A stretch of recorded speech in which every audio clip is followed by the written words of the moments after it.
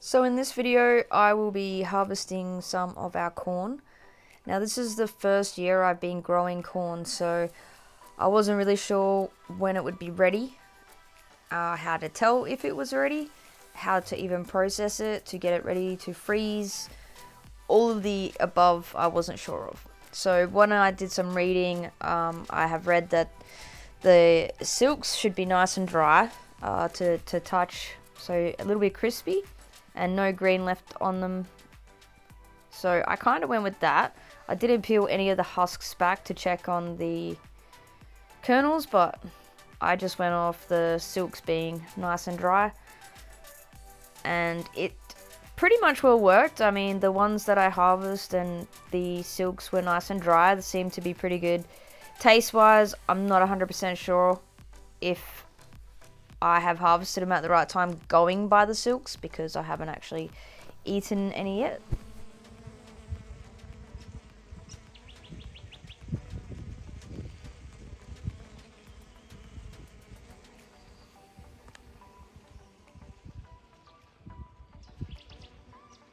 So it was really good to see so many bees in the garden, although it did make life a little bit harder to make sure I didn't get stung, but it was really good to see them there.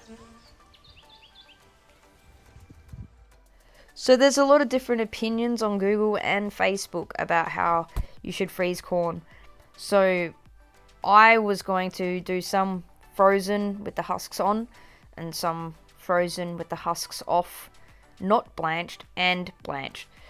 However, I noticed that some of our corn cobs didn't have full pollination, and they would have been fine for kernels, which is what we used them for, but it was really hard to tell with the husks on which ones we should freeze whole. So what I ended up doing was removing all the husks and blanching them, because I didn't want to freeze a whole corn cob and it not have any kernels on the inside. So that's what I ended up going with in how I processed them.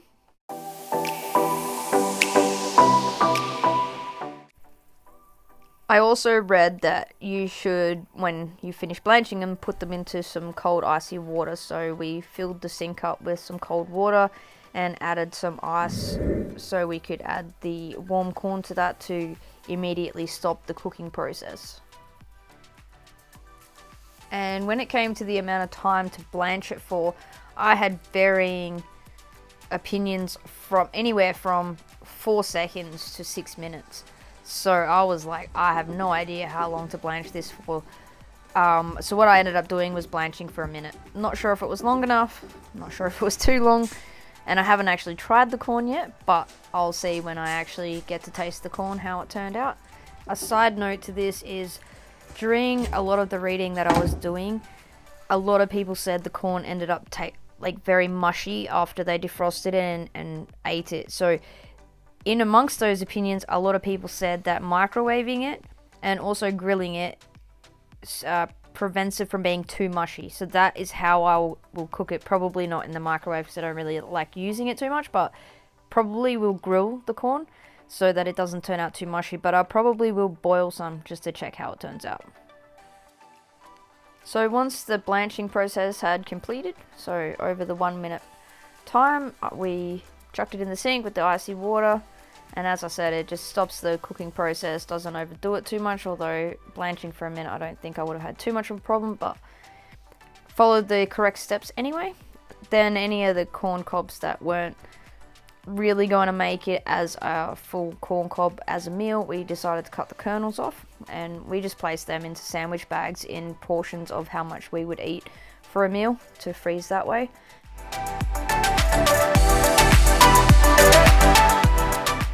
So if any of you guys out there watching this have any recipes on, or any ideas on how to process corn to freeze, please comment down below and let me know, because that will be really handy for next year.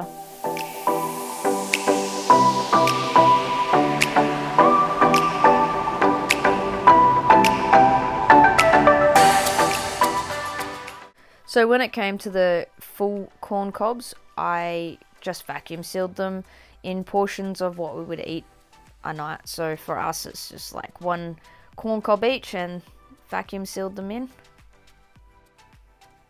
So I'm unsure how this corn will actually taste.